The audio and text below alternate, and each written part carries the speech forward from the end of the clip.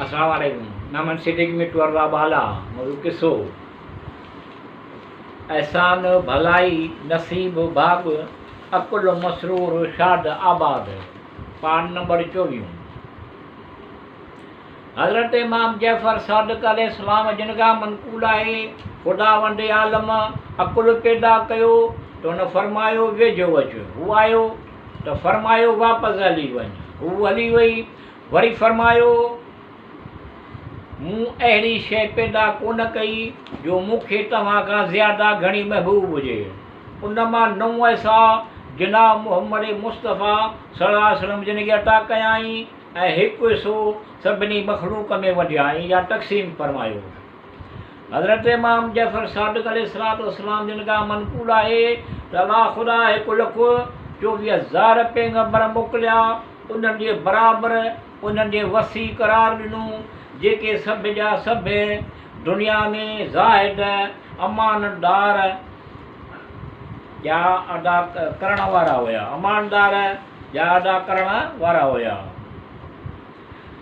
हज़रत मोहम्मद सल्लल्लाहु अलैहि वसल्लम जिन जो बहितर वसी हुज़ूर सल्लल्लाहु अलैहि वसल्लम जिन जो हज़रत मोहम्मद सल्लल्लाहु अलैहि वसल्लम जिन जो बहितर वसी अली इब्न अबी तालिब बरतर करार ॾिनो। हज़रत इमाम जैफर सादिक़ अलैहिस्सलाम जिन खां मनकूल आहे त ख़ुदा संदसि पैगंबर जिन खे आदाब ऐं तहज़ीब सेखारी जहिड़ी तरह चाहियई। सिपारो 29 आयत नंबर 4 सूरत अल कलम। बेशक हुज़ूर करीम सल्लल्लाहु अलैहि वसल्लम घणी बुलंद अख़लाक़ ते फ़ाइज़ आयो ऐं उम्मत ऐं मिलत जा मामलात उन ते छॾे ॾिना ऐं फरमायो।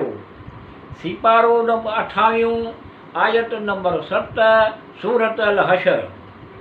यानी रसूल सल्लल्लाहु अलैहि वसल्लम जो कुझु ॾे उहो वठो ऐं जिन ॻाल्हियुनि खां मना करे उन खां बाज़ रहो। सिपारो नंबर 5 आयत नंबर 80 सूरत अल निसा। जो शख़्स रसूलुल्लाह सल्लल्लाहु अलैहि वसल्लम जी अताअत करे थो दर हक़ीक़त उन ख़ुदा जी अताअत कई। सिपारो 5 आयत 69 सूरत अल निसा।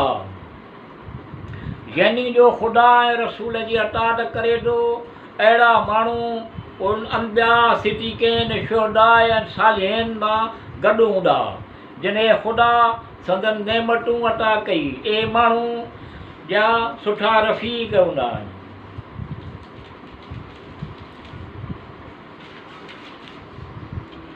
इख़लाक़ आलम क़ुरान मजीद में फरमायो मोमिन त बसि उहो ई आहे जिन ख़ुदा ऐं उन जे रसूल जिन ते दिलि सां ईमान आंदो ऐं कंहिं अहिड़े कम जे लाइ गॾु थियण जी ज़रूरत आहे जीअं ईद जुमू ऐं जंगनि में रसूलुल्लाह सल्लल्लाहु अलैहि वसल्लम जिन वटि अचनि था। जेसीं ताईं उन खां इजाज़त नथा वठनि जेसीं ताईं उन खां इजाज़त नथा वठनि त तेसीं ताईं वञनि कोन था। ऐं रसूल सल्लल्लाहु अलैहि वसल्लम जेके माण्हू तव्हां सल्लल्लाहु अलैहि वसल्लम जिन खां हर ॻाल्हि जी इजाज़त वठनि था उहे ई माण्हू आहिनि जेके दिलि सां ख़ुदा ऐं रसूल सल्लल्लाहु अलैहि वसल्लम ते ईमान आंदो।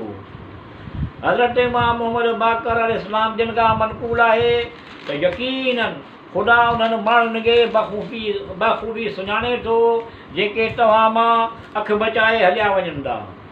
सिपारो 18 आयत नंबर 63 सूरत नूर। त जेके माण्हू उन जे रसूल सल्लल्लाहु अलैहि वसल्लम जे हुकुम जी मुखालिफ़त कनि था उन्हनि खे उन्हनि खां डिॼणु घुरिजे त ईअं न थिए जो उन जे कहिड़ी मुसीबत अची न पवे कहिड़ो दर्दनाक अज़ाब नाज़ुल न थिए।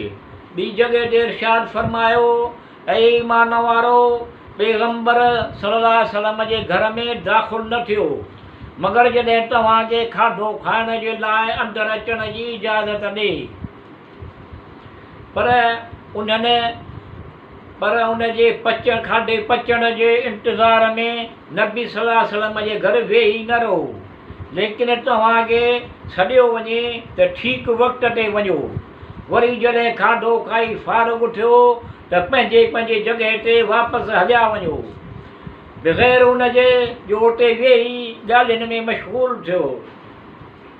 छो त तव्हांजो अहिड़ी तरह विहणु पैगंबर सल्लल्लाहु अलैहि वसल्लम जिन जे अज़ियत जो बास आहे, उनजो तव्हांखे चवण में शर्म अचे थो, शर्म थिए थो त हाणे हलिया वञो, लेकिन पर ख़ुदा हक़ चवण में शर्माए कोन थो।